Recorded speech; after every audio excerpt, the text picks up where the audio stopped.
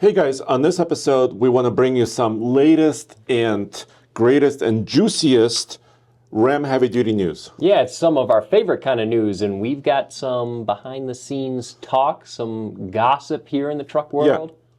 Yeah. And this is not an official statement by Ram, right? No. So this information comes to us thanks to our friends at the Truck Show Podcast. So Lightning and Holman, they actually interviewed somebody known as Mr. X, who's an insider within the Cummins world. Cummins is an engine manufacturer, of course, for Ram for many, many decades.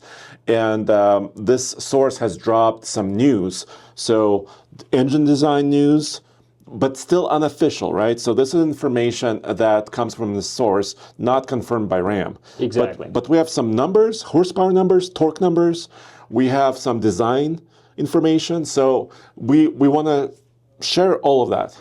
Yeah, so we've got some interesting things to talk about, especially as far as powertrain, which I think for a lot of people is one of the big things that we want to see updated on these trucks.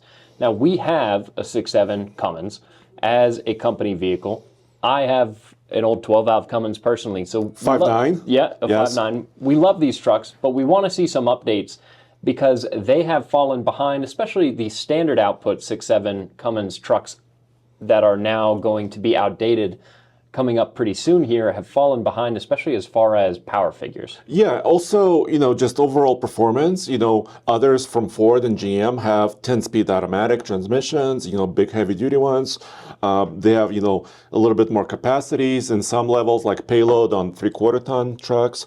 So what I really want to see, I want to see these 3/4-ton, specifically the 2500s, have more payload, maybe a little bit more towing, definitely more payload. Yeah. But also just better overall performance and efficiency, right? Efficiency is the name of the game. Yeah, absolutely. And they've definitely been behind in those categories, but there are some things that are confirmed and then some things that seem like this from this insider source on that podcast are going to be good for this truck on paper as far as output. We don't have any information as far as payload, towing figures, how those are going to be updated. No. But we can talk about powertrain. I think one thing that is going to be interesting to see, so one of the things that the insider on this podcast talks about is the fuel pump on this next generation of the 6.7 Cummins. And he's saying that it's going to be a CP4.X. Something. Yeah. So it's going to be a heavily updated, sounds like, version of the CP4 pump. I think if it is updated. Yeah. If I were them, I would step away from the CP4 name completely. Hopefully they start calling it a CP5. Yes. And they've also stepped away from it in its design because CP4 Call it pump. some other letters. Yeah. Walk away from the CP. I mean, the older CP3 pumps were, well regarded, right? Yeah, absolutely. But I think this is my understanding of this whole. By the way, we're talking about the 6.7 engine. So rumors of a 7.2 liter or a greater displacement engine is still maybe in the future, right? Yeah. We're specifically talking about 6.7 liters here. Still straight six, still wonderful, right? Wonderful orientation. But as far as what I understand about the fuel pumps, and these have to be high pressure pumps, right? Because you're pumping, through these nozzles and injectors, very high pressure. Insane fuel pressure, yeah. If that fails, I mean, basically your fuel system is done, right? There's shrapnel in the fuel, if the pump, disintegrates or fails in some way. But basically, it has to do with the fuel quality and lubricity of the fuel too. So ultra low sulfur fuels that we all are using now these days interact with the fuel pump in a different way, right? Maybe there's not enough lubrication, for the pump to actually run smoothly. So it needs to be redesigned. And it sounds like they are redesigning it. We just don't know exactly what it's going to be called yet. Exactly. So hopefully this pump that they're moving to is not just a slightly updated CP4 pump, because the CP4 pump has a pretty bad history. So hopefully this pump, if they are calling it a CP4 dot something, hopefully it's a very different pump than the CP4 that has caused a lot of issues. But it sounds like they're going to a different pump. But one thing they aren't going to change are the lifters. Yeah, so the information we have is hydraulic lifters are still there. I'm not a huge expert on this subject, solid lifters versus hydraulic lifters. And I mean, there's probably benefits and pros and cons of each, Yeah. right? But we're hearing hydraulic lifters are staying. But what's not staying also is the head itself. So the source, this Mr. X, said when you pop this hood on the new Cummins, on the new Ram Heavy Duty, you will see the new Cummins engine head, which looks very different from what it looks like now. Yeah, well, one of the most interesting things that this insider claims that they're going to do with this updated powertrain is he says they're going away from the grid heater and going to glow plugs, which is a pretty big departure. Yeah, Rams have had grid heaters for many, many years, maybe even originally, right? I mean, my 12 valve does. Yeah, so it's been something that differentiated them in a way, because glow plugs, I mean, many diesel vehicles, not just trucks, passenger cars have glow plugs in their diesels. I had a glow plugs in my 2002 VW Golf, right, which failed, coincidentally. Yeah. So they're going to glow plugs, which could be, good and bad in some ways. But I think what's interesting is now the injector lines, the fuel lines, and the injectors are external. Yeah. So you don't have to pull the head cover, to get underneath it and to, get at the fuel system. It's going to be a little bit easier to service or actually maintain. Yeah. So there's going to be some interesting updates there as far as the head goes. I think some people might be not excited about them going away from the grid heater and going to glow plugs. I'm sure they've done quite a bit of research into making that move. Obviously, there's been the issue for Cummins in the past of that grid heater bolt has been a problem on more recent trucks. And potentially, maybe they'll get some better airflow by going away from the grid heater. I would think that would be pretty marginal.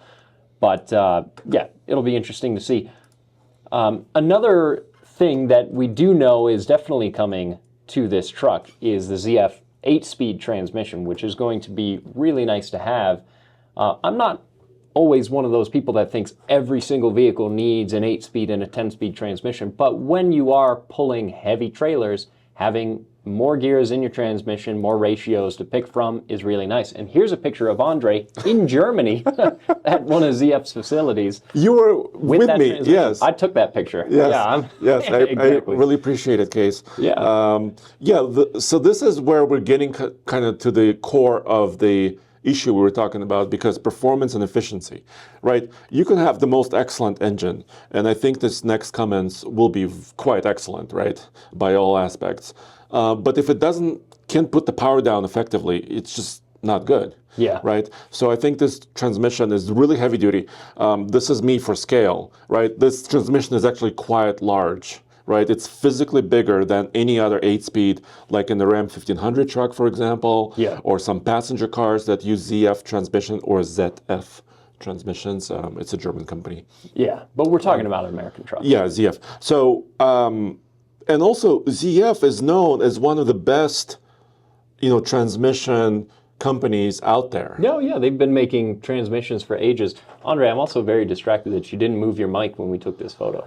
I think our head videographer Ian would be very upset if he saw that. Oh yeah, that's a real bummer. But no, this getting this 8-speed transmission is going to be a pretty big improvement to these vehicles. That's going to be a nice thing to have for towing and even just for driving around day to day, and hopefully for fuel economy as well. Yeah, and the Cummins engine, I think you and I love it because it just feels very, very macho, but it also doesn't have a very high RPM. I mean, it sounds really great, but because it doesn't have a really high RPM range, you kind of want the gearing to kind of help you out, right? And kind of stay in that power band.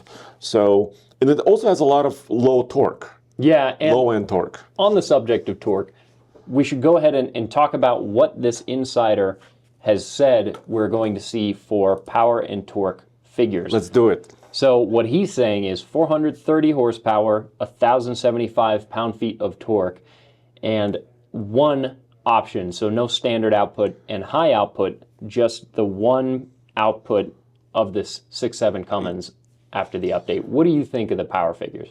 Ouch. So my initial reaction, my first impression is that 430 horsepower. By the way, that's 10 more than currently in the high output. Yeah. Same torque, 1,075 pound-feet of torque is the same rating as it is now in the high output. On paper, it just is not super impressive. When we're talking about Power Stroke V8 diesel in the Fords, we're talking about 500 horsepower in the high output. Yeah, and 1,200 pound-feet of torque, right? We discussed it in our recent podcast, right? Well, and even in the standard output trucks, again, there's only one output on the Duramax, but you get 470 horsepower, 975 pound-feet of torque, so you get 40 more horsepower, but 100 fewer torques. Yeah. So, it works differently. Yeah, and with a diesel truck, I think that torque is a lot of what is important. Not that horsepower doesn't factor, they're related. But the standard output Power Stroke, 475 horsepower and 1,050 pound-feet of torque. So this version of the Cummins, if these power outputs turn out to be true according to what this insider is saying, then this truck will have more torque than the standard output Power Stroke and more torque than the Duramax, but it's down a bit on horsepower, and then if you really want the most power, Power Stroke high output. Yeah, but if it has a new transmission, maybe a lot of those issues, with kind of slower acceleration will be taken care of, right? I'm hoping. So we'll have to obviously test it, drag race it, because we love, having fun at the drag strip. Absolutely. And also do the iGauntlet, right? Figure out what it's capable of on the mountain and towing and pulling big trailers. So my initial impression is we need more. But I think in reality, in the real world, it actually could be really good. But it is, to your point, it is a little bit disappointing because when this truck is being updated after the other two have already been recently updated, we kind of want You want to leapfrog, right? Exactly. Yeah. We want them to surpass, not just get right there in the mix to be able to trade punches. So it would be nice to see them go above and beyond. And the insider, he mentioned a little bit about this too. According to his opinion, is that since they're potentially changing the transmission, redesigning the engine some way because the head is new. By the way, the block material, it looks like they're moving away from CGI, compacted graphite material, and going back to just regular, more traditional ways of making the engine block. Since they're changing a lot of the components, they're being a little bit cautious. Right? Because you could boost the horsepower to the moon, right?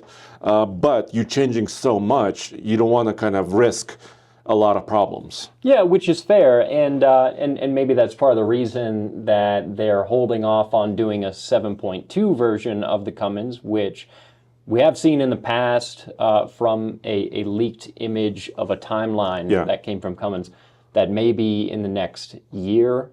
So it could be 2026 potentially, or a little bit further down the road, right? Yeah, maybe a year or 2 years that we might see a 7.2 Cummins. Yeah, and what's good about increasing displacement is usually emissions, right?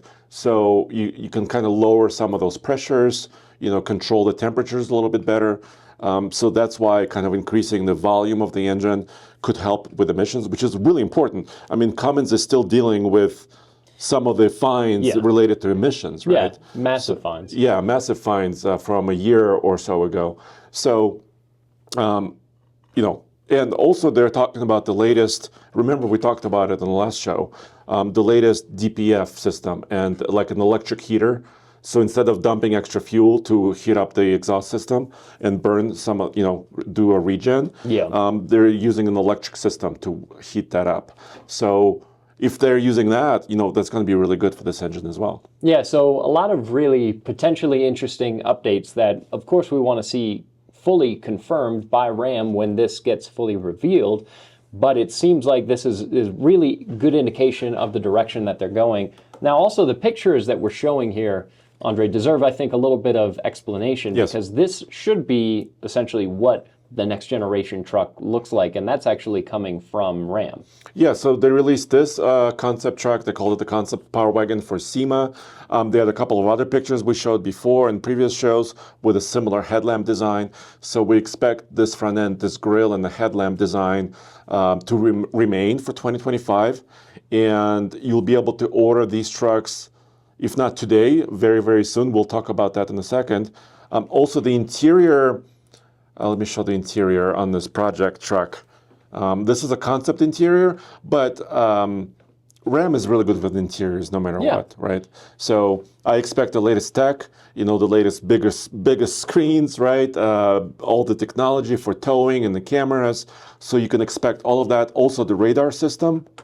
So if you look in this truck, if you focus just right there, there's a little radar location here in the grille. Yeah. So it could have adaptive cruise control system. It could have some other systems on this truck. So I think as far as technology and interior, this will be on par, if not better. Yeah, and I think any updates to the interior, exterior technology is all well and good. You want a new truck to also look new and feel new in general, as much as possible. Not that this looks dramatically different. No, I it wouldn't does say not. that it does. It But does not. I don't think my biggest wish list items for these trucks center around the interior or the exterior looks and design. They've already got nice interiors. They've already got nice screens. I don't think it's a bad looking truck even as is. But some of these improvements that we're talking about as far as powertrain, trying to catch up on these power figures and torque figure and getting further along in the transmission department, going from 6-speed to 8-speed, that's all stuff that I think is really important for the truck. And it seems like it's going in that direction. So it'll be good to see when this is actually fully confirmed. With one exception, too, is that the cab, according to this insider source, remains the same. Good and bad, right? Tried and true. Yeah. But also, people talk about space and room initially when you're looking at this crew cab right here that's been around since like 2010. Yeah. But it's also safety related, right? So safety improvement, crash protection has improved over the years, right? If you look at all vehicles, including Ram 1500s. But the fact that they're using the older cabs, come on, Ram. Yeah, that's part of the reason that a lot of people call it... Unofficially. Yeah, it's part of the reason that a lot of people call the current Ram trucks that you can see in a dealership lot right now a 4.5 gen. Not a 5th gen, yes. Exactly, because yeah, there's a lot of things that cab included that go back to the 4th gen. So if they're keeping the cab, I don't know, it'll be interesting to see if people call it a 4 3/4 gen or what. Some may say it's the 6th gen, right? I mean, technically, but I think you and I agree on 4 3/4. But now. All jokes aside, they are at least addressing, I think, a lot of things that we want to see, which is good. And then as far as other Cummins news, on the gas Cummins front? No news yet, because octane Cummins has been, the rumors are circulating and could be a medium duty engine for like box trucks. We're not sure about this yet. We're not sure exactly the timing on a 7.2 or a larger displacement Cummins yet. But we do know, I just actually talked with our local dealer here in Colorado. You could technically put your name in for one of these trucks. Not a lot of pricing or like options are available because I was trying to get information from our contact. But at least you could order one so you can kind of get a place in line and actually, start ordering these trucks right now. Yeah, which means the information should start coming out very soon, because if those orders are opening, we're going to need to know what are the packages, what are the engine options, and what are all the facts, the specs, and features, all of that go with that. Yes. So there you have it. Some of the latest Ram Cummins news. Hopefully it wasn't too dry, but we cannot wait to actually be with these trucks in person and also testing them, right? Because we got to put them through the test. And hopefully, if enough of you guys watch the videos that we do about these trucks, we'll be able to buy one and do a bunch of testing with it.